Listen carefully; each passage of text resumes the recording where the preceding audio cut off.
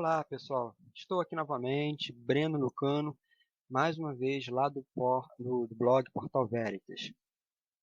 Hoje eu venho trazer uma reflexão para vocês, que é a respeito da percepção que Marco Aurélio possui com relação ao desprezo do próprio corpo, ou dos outros corpos, né? Como é que Marco vê isso? Vamos verificar. Inicialmente, é necessário entender que as interpretações sobre Marco Aurélio não são, não tocam em uníssono, quer dizer, elas são sempre variantes. E, de um modo geral, nós temos três interpretações viáveis a respeito de Marco Aurélio. Aqui, na verdade, eu coloquei apenas duas, porque são as que nos importam de imediato, mas são três. Nós temos uma interpretação via cético, nós temos uma interpretação também que é via neoplatonismo, e aí, por exemplo, aí você pode fazer uma leitura aureliana, tendo em vista Plotino, Próclo e Boécio. E você também tem uma interpretação que é a interpretação que eu uso, que é a interpretação que eu mais gosto, que, na verdade, leva em consideração o cinismo, né?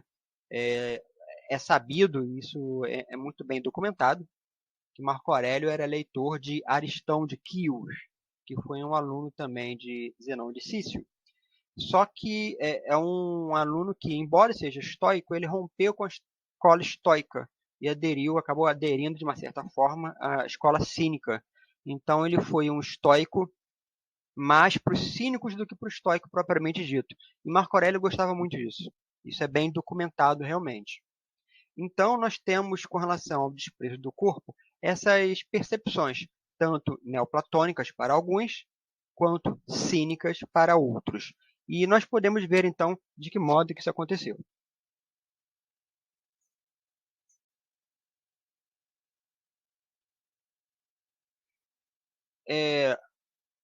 Marco, ele reflete, por exemplo, sobre a constituição do corpo, sobre o que é o corpo e o desprezo que se deve ter pelo corpo.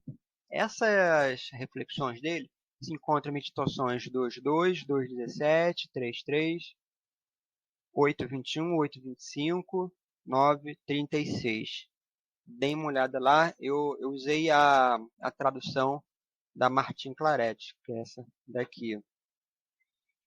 E é muito interessante, porque Marco, ele começa às vezes a descrever o corpo, ele coloca o corpo como sendo tendo constituição fisiológica mesmo, feixes, músculos, nervos, e logo em seguida que ele faz essa constituição fisiológica, até mesmo anatômica do corpo, ele acaba desprezando tudo isso.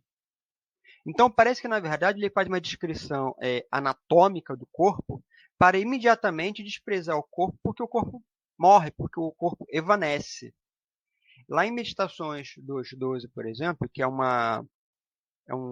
que eu separei, que é uma passagem um pouco extensa, eu separei a coisa que é mais importante. Ele fala, despreza o corpo, amontoado de líquidos, ossos, frágil feixe, rede de nervos e de veias. Então, assim, é muito curioso isso, porque, de uma certa forma, isso pode parecer neoplatônico para alguns, mas também cínico. Neoplatônico no sentido de que ele vai desprezar o que é tangível para alcançar o transcendente. Só que o estoicismo não trabalha com a ideia de transcendente exatamente. O estoicismo é material. Ele não deseja o desprendimento do corpo para algo que está além do corpo.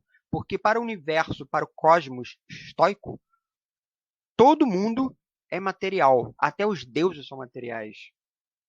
Então eu acho que essa interpretação de dizer que ele despreza o corpo para algo para além, isso não cabe, a não ser que fosse o cristianismo, mas Marco não era cristão, ele era estoico. Nesse sentido, eu acho que a interpretação cínica é mais convincente.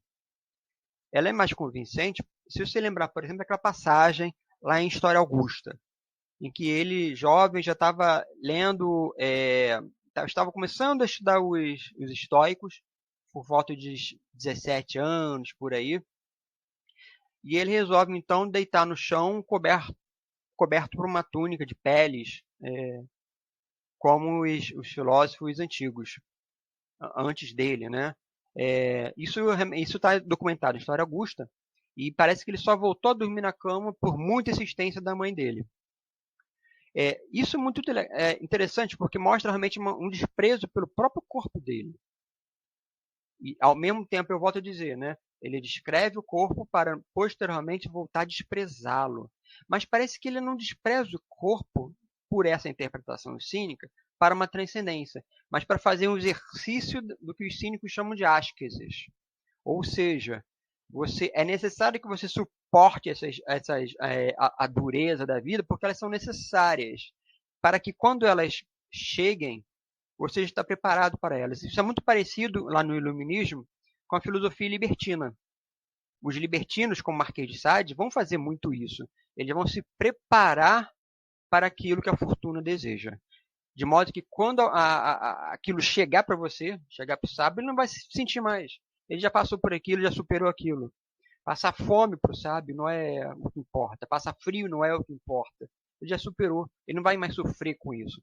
Talvez Marco tenha seguido essa trilha interpretativa, que é realmente bem interessante.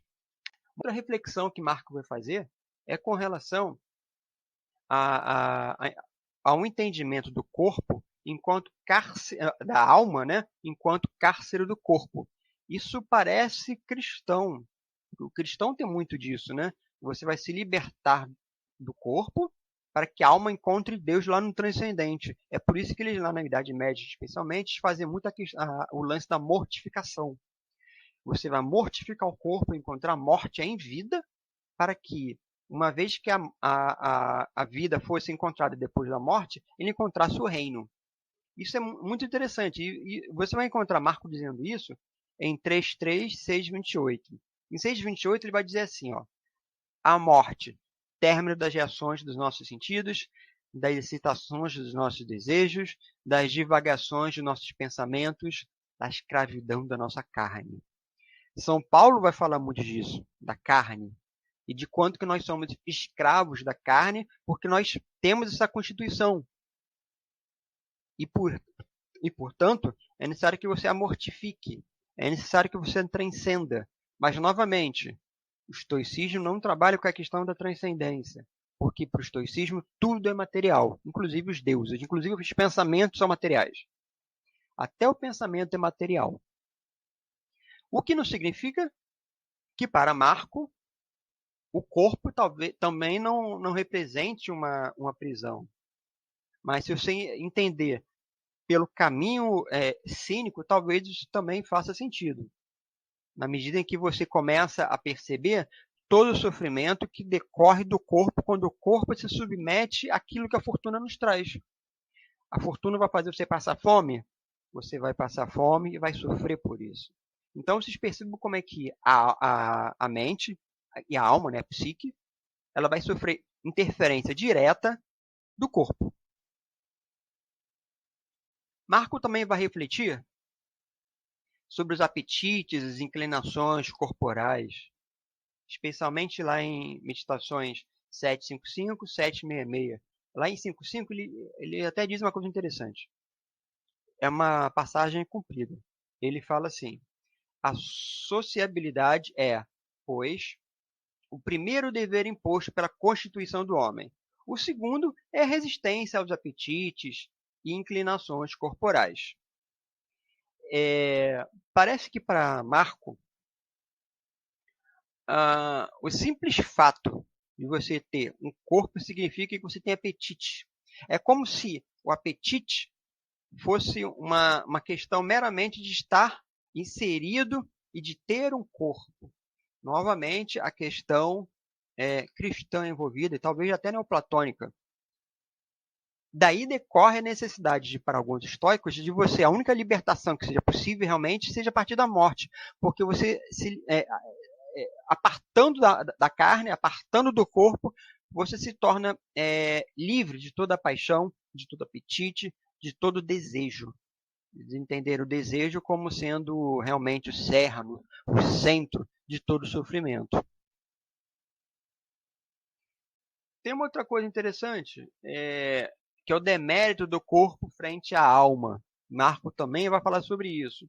Meditações 10.1, também é uma passagem extensa, mas a parte que importa é ter atingido o objetivo em qualquer momento que a vida termine. A fixação do estoico, especialmente Marco Aurélio, com a questão da morte, ela é muito intensa.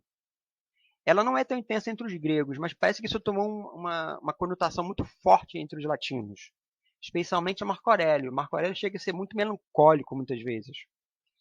E tanto é que parece que para ele o mais importante não é quando que a vida vai terminar, mas é terminar tendo você feito o que você o que deve fazer.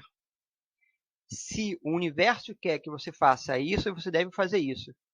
Se a vida terminar aí, então você cumpriu o seu objetivo e você é uma pessoa feliz. O interessante é que a perspectiva antiga, ela vai entender a felicidade como sendo a eficácia da vida. Não é muito diferente do que nós entendemos hoje, como sendo uma infusão, alguma coisa assim nesse sentido. Para os antigos, a felicidade é muito mais uma questão de você ter cumprido o seu objetivo, ter atingido a eficácia da sua vida.